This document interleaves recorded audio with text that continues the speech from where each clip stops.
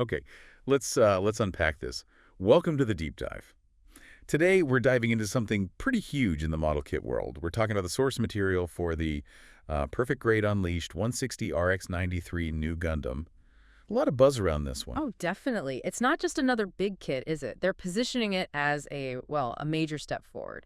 And it lines up with the 45th anniversary of Gunpla, which feels pretty deliberate. Right. So our goal today is basically to look at the info we have and figure out why it's getting everyone so excited. Like, what makes it potentially game-changing? Exactly. How does it aim to be, the absolute peak of Gundam models? Because that seems to be the pitch. And they pick a classic, the Nu Gundam, Amuro Ray's machine from Char's Counterattack. So what separates this PGU version from just being, like, a really detailed statue?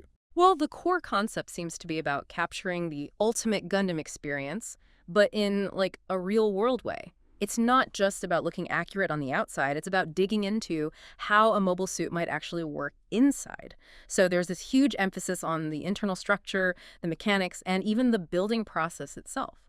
Okay, yeah, that connects to that ultimate unit system they keep mentioning, doesn't it? It sounds less like just snapping parts onto a frame and more like assembling functional chunks. That's pretty much it. Instead of building layer by layer across the whole thing, you're constructing these complete, super detailed modules.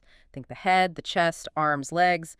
Each one is like its own little engineering marvel. Like the head's got panel lines suggesting where maintenance hatches would be. The chest hatch slides open. You see the cockpit. Even the hands have fully jointed fingers that look like they have thrusters built in. It's that kind of detail. Ah, so the build itself becomes this kind of layered discovery. You put together a unit, and you get how that part of the mobile suit functions. Exactly. You're not just clicking plastic. You're sort of understanding the design's internal logic as you go.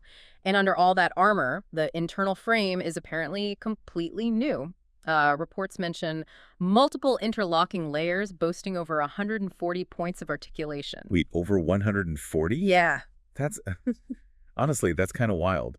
Just thinking about the engineering in the joints alone. Right. And it's not just functional. They're saying the frame itself looks amazing. Multicolor parts, metallic finishes, even on bits you'll cover up later. So they're making even the hidden stuff rewarding to build and look at. Uh-huh. And apparently, improvements in places like the knees mean you can get more natural poses, like a really convincing kneeling stance, which can be tough for big kids. Okay, I gotta ask about the Nu Gundam's signature thing, the Yeah. psycho frame. How's that handled? Ah, yeah, the heart of the new type magic. The kit uses these high-precision clear green parts for it. They're specifically designed to diffuse light really well. And crucially, it's built ready for an optional LED unit. So you can actually light up the whole psycho frame structure, not just the eyes. Yep. The whole frame can glow, simulating that activated state directly. Takes the realism up a notch. Wow, okay. That's a big deal for this particular mobile suit. And the fin funnels. Can't forget those. Definitely not. The kit features fully articulated funnels, complex mechanisms inside, and you can display them in 3 different ways: mounted, deployed halfway, fully deployed.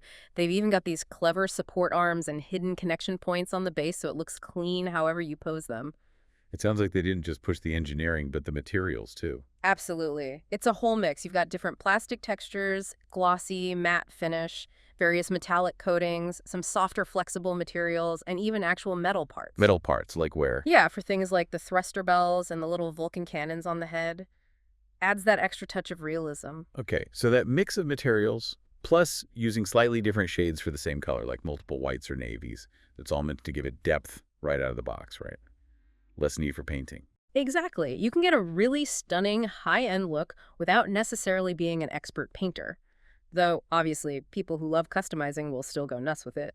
Plus, they're including things like 3D metallic stickers and photo-etched parts for markings beyond just the standard decals. Nice. And it comes with a good set of accessories, too. Yeah, pretty standard, but essential. Beam rifle, the hyper bazooka, shield, both beam sabers, plus little pilot figures of Amuro and Chanagi, and a display base. It's a full package. It all ties back to the Nu Gundam itself, doesn't it?